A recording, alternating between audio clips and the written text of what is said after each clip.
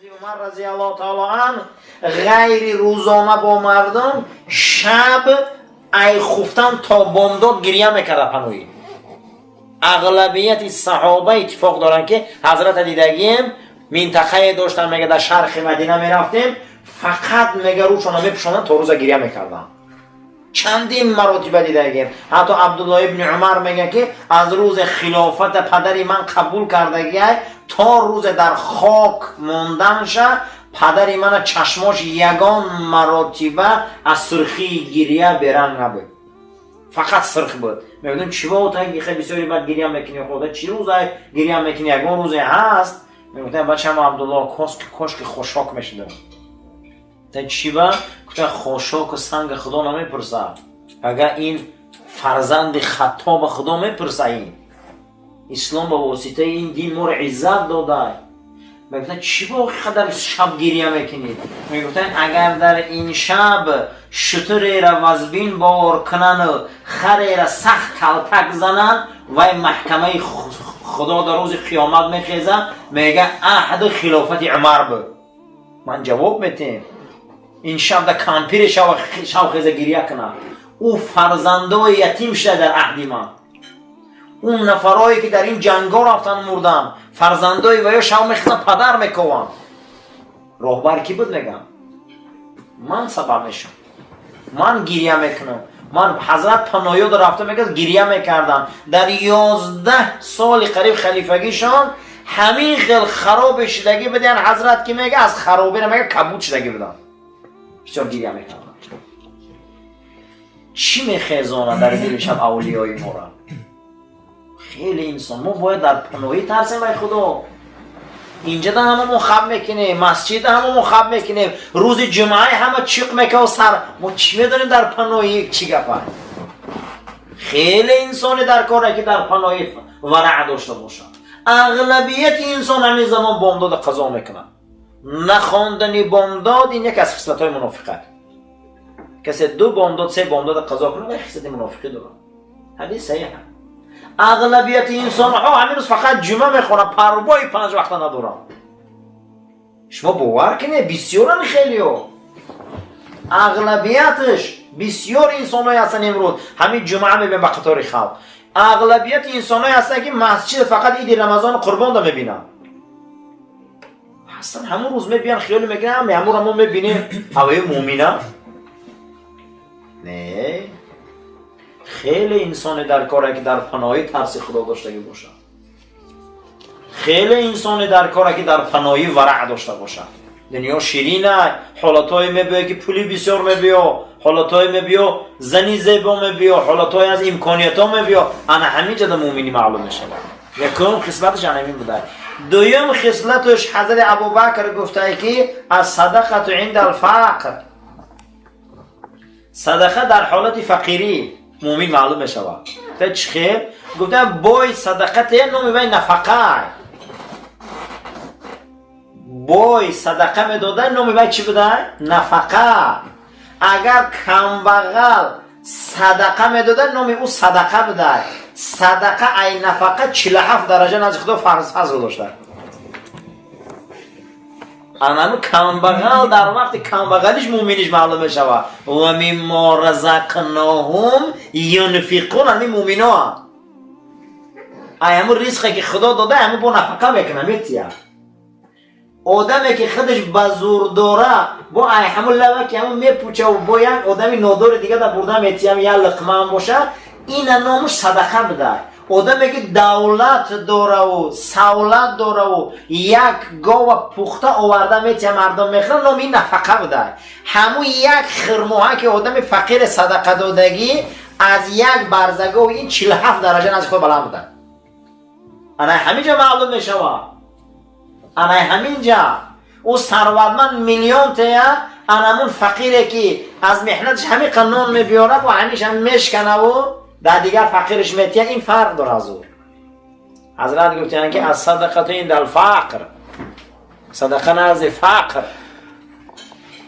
حضرت امیرالمومنین عمر ابن خطاب پرسیدیم یگان مراتبه از خودتان شخصی بزرگ دیده؟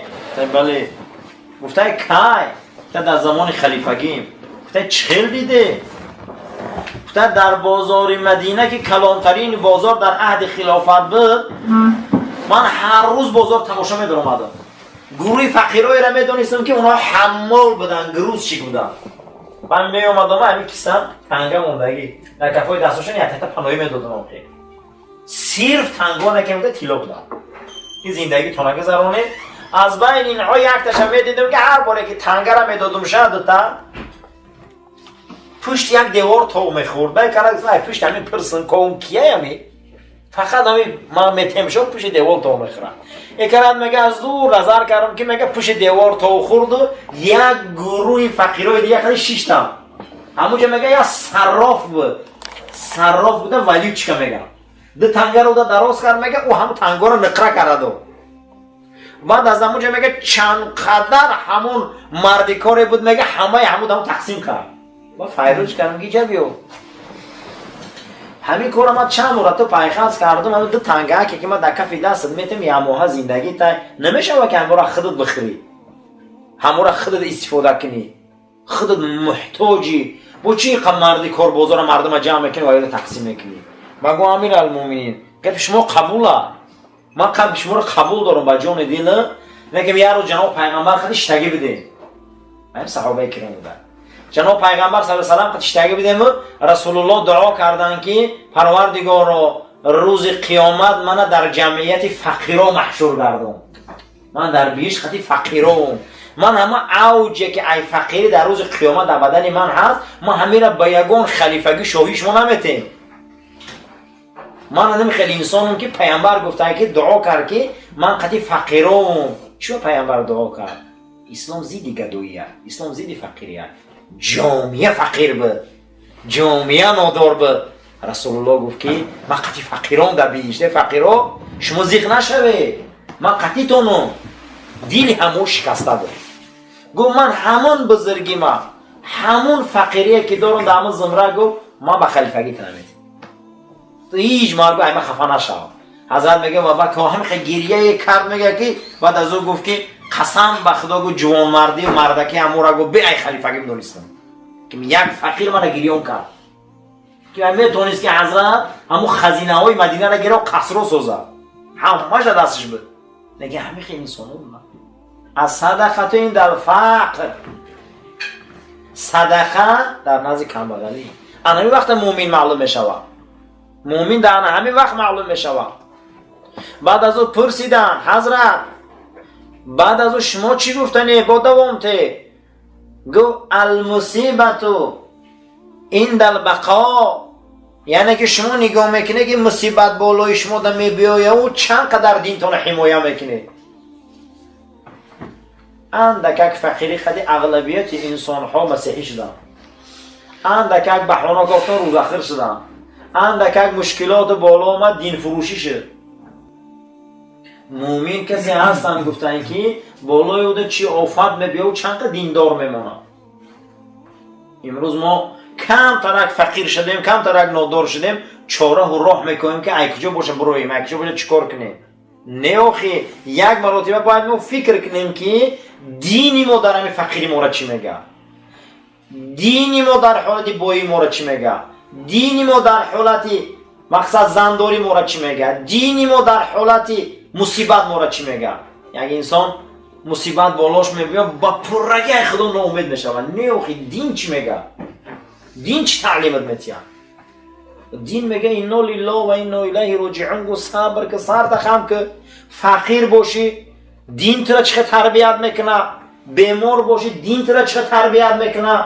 برای همین انسان در حالت آفت بالای دینش آمد چند قدر دینش میقپه.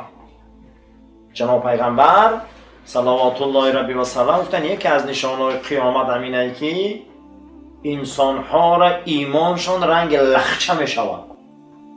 همین ایمان قبیدن نمیتونه.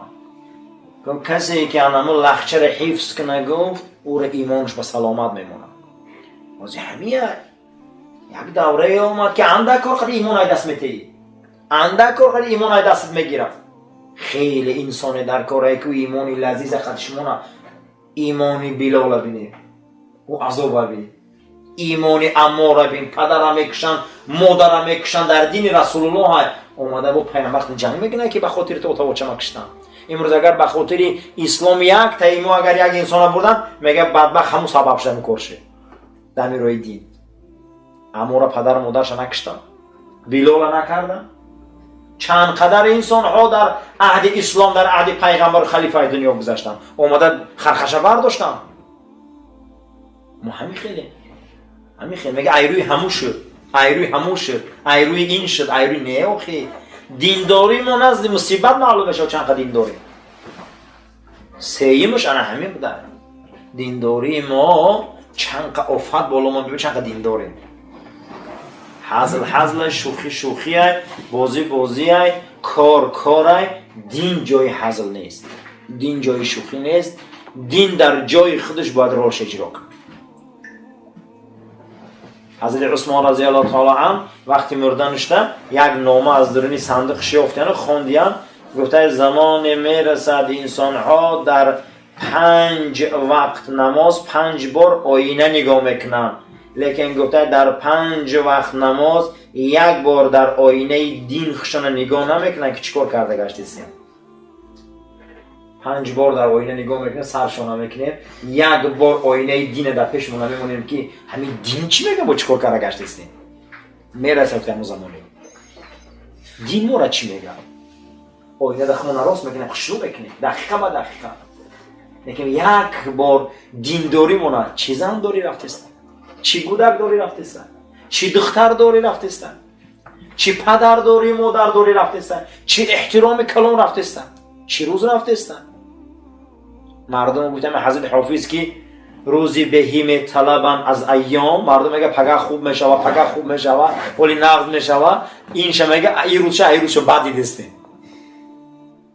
روزی بهیم طلبن از ایام، پگه خوب میشوه، کباب پگه خوب میشوه. میگه نه پگش بعد چی دسته، پگش بعد چی دسته. همین بدیه که همین سلامت خدا پناهته. این شوخی نبودین که ولی کی میدونه آیندهش چیه. هر روز برای ما یک وضعی اومده است. انا همینجا دین معلوم میشه، انا همینجا دینداری معلوم میشه. دین چی میگه، دین چی کار میکنه. همه این ویروسی آمدگی جزا و مکافات خمون بود بالای سر مونده. یک دوره بود به مهری به محبتی از خدا دوری، این همه که برطرف شده با همون خصلت‌های بد منال می‌سودن. هیچ دین ما رو تغییر نداد. معلومه که در آینده نزدیک با یک آفت دیگه هست. ما عبرت نشد. 50-60 انسان ها را گور کردیم. مرده های انسان ها در مرگا قریب تمام شد، پوسید رفت. عبرت نمیشه. 1 بار به جای هوای خمون رو نمیدونیم.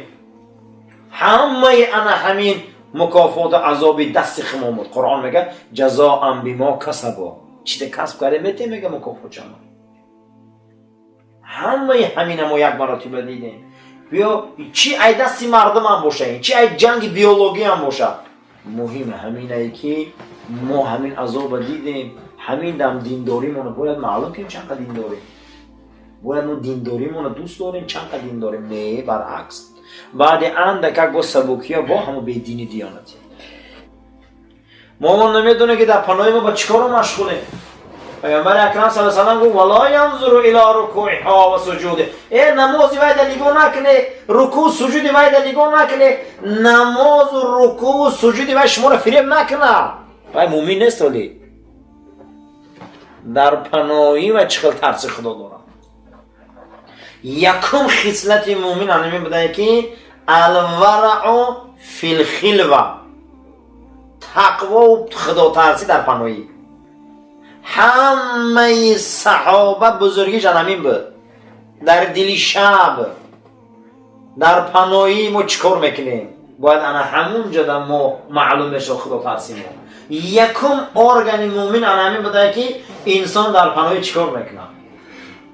باید ما یک مراتب فکر کنیم که ما در پناهی چیکار میکنیم، در دل شب چیکار میکنیم، در دل شب چه مقصد نیت ها داریم. هیچ محل به حج زکات نماز فریفته نشه برادران. اکثریت جنایت امروز نمازخانه کردیسیان، اکثریت جنایت امروز حج زیارت میکردگی کردیسیان، اکثریت جنایت ریشدارا کردیسیان. فریفته نشویم. ما مومین ها فریفته بشیم به نماز یک انسان. جناب پیغمبر گفتیم دین خدا یک قصر بوده، در تریزش من اومدم محکمش کردم، پرش کردم. ما بعد پیغمبر یگام پیغمبر دیگر منتظر نیستیم. جناب پیغمبر صلی الله علیه و سلم اکنون میگم که نام ما مؤمنه. همه ما رو مؤمن میگن. اول میگن مؤمن و مسلمان هم خیلی کلمه است. ما در قرآن سوره داره با نام مؤمنون، با سوره داره با نام مؤمن. دو سوره داره در قرآن، مؤمن، مؤمنون. نام خدا با مؤمنه، سلام مؤمن، سلام المؤمن المهیمن. نام خدا مؤمنه. ما هم مؤمنیم، دو سوره قرآن ما مؤمنه، نام خدا مؤمنه. نگه سوال میشه مؤمن کیه؟ ما سوال میشه مؤمن کیست؟ مؤمن کیست؟ سوال میشه. حضرت ابوبکر صدیق از همین میپرسن که مؤمن کیست؟ مجموعاً علما گفتن که خصلت مؤمن 80 تا 90 تا، که حضرت ابوبکر گفته از جناب پیغمبر شنیدم که خصلت مؤمن 5 تا تقسیم کرد. ببینید 5 چیز سر شوه او مؤمنه. مؤمن نام خدا، مؤمن نام امت محمد، مؤمن و مؤمنون دو سوره در قرآن. نگه سوال میشه مؤمن کیست؟ حضرت ابوبکر گفتیان که الورع فی الخلبه، کسی در پناهی تقوا داشته باشه. باز ما اجازه نمیدونیم همیشه در مسجد هم مشیشتگی هم اون نمیدونیم.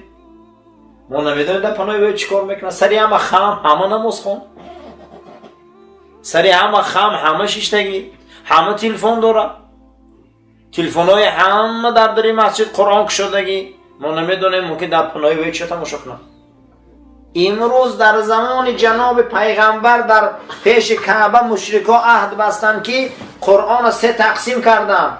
گفتن سال دیگه همین روز می بیاییم، یک تقسیمش تو جواب می نویسی، یک تقسیمش تو می نویسی، یک تقسیمش من. تمام شاعرای عرب بودن. گفتن ما محمد صلی الله علیه و سلم متهم میکنه به کتاب آوردگیش.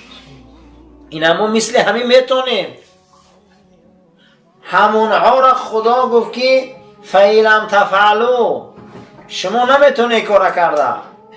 با تاکید کرد لن تفعلو. لن از برای استغراق میبیا. یک کار انسان میگه که کنکرت نه نمیخیله. خدا اول لم آورد که نمیتونی، لن آورد تا قیامت نمیتونی خدا رقم نتی. این معجزه قرآن این چی شما نمیتونیم؟ رنگ قافیه بندی شعری که در اون زمان عرب همش ادیب شعر نویس بود، همین خیلیش هم نمیتونیم. نه خیلیش نه. اون زمان در ادیبا و شاعرها بودن. من این زمان در نه شاعره نه ادیب، دنیا دیگه خیلی شد رفت. چی با قرآن نمره یکه؟ او زمان در ایجاد شاعری نمره 1 شد، وزن شعری خطی. این زمان در از روی چیه میگم؟ قرآن مجموعاً 39 نام خطی ذکر میشود. یک نام قرآن کتابه.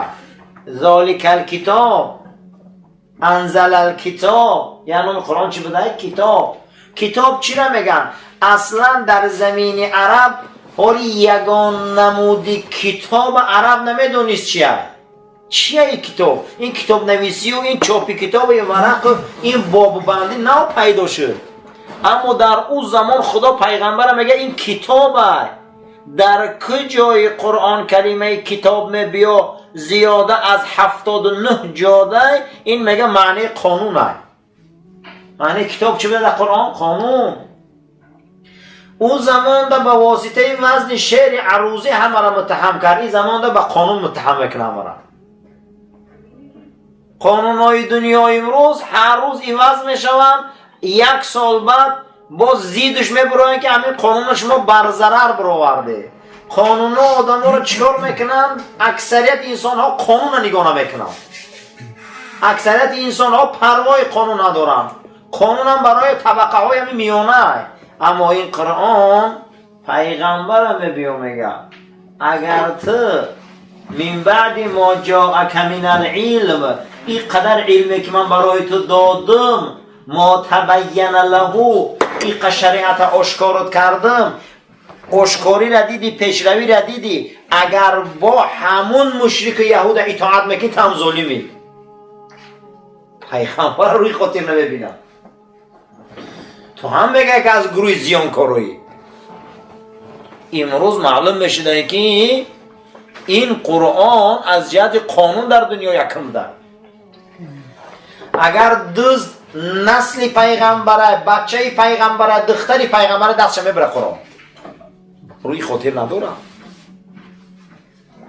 این قانونه که امروز در دنیا میبینیم ما این قانون برای بعض انسان ها یگانگر اهمیت نداره شما همش اینو میدونید دنیا دار همه کشورهای ابرقدرتی که امروز با نام اصطلاحگر معلومه همه بریتانیای کبیر و آلمان و امریکا مجموعاً 129 بار قانون علیش کرده بدیم و دولتشون دولت پیشرفت شده چند بار علیش کرده بدیم 129 بار سرقانون علیش کرده بدیم اما قرآن 15 اصرای الحمد در جاش ایستاده قل هو الله در جاش یگان انسان یک الف شا گرفته نمیتونه هست آدم پیدا شود که کمی سلمان سوره الحمد اول قرآن میگیره نمیتونه خب میگه شما رسیده نمیتونه اکنون یک بار به خودمون فکر کنیم که به کدام قانون زندگی کنیم 15 عصر میشود یگان جاش عوض نشده ابرقدرت ترین کشورها 129 بار قانون علیش کردیم باید ما یک بار فکر کنیم به کدام قانون زندگی کنیم کدام قانونه چه قانونه کتاب و برنامه دینی ما سیمش هر یک دانشگاه پروگرام در کاره مسجد پروگرامش قرآن معلم ما 124,000 پیغمبر آخران خیشت الهی را بیناش پر کرد حضرت محمد مصطفی صلی الله علیه وسلم اللهم ربنا تقبل منا انك انت السميع العليم وتب علينا انك انت الرؤوف الرحيم خداوند جمعیت ما را جمعیت خیر گردان پیشگامان کشاده کن توفیق ده ما را مؤمنین واقعی گردان خداوند خیر برکت در این دکان عطا کن گذشته های اسمت الله را پروردگار جاهاشون بهشت گردان زنده هاش توفیق ده فرزنداش هدایت کن برای راست پروردگار رو از چشم حاسد و قاصد ظالم نگهبان باشه این خاندان این دکانش فیض برکت عطا کن الله اکبر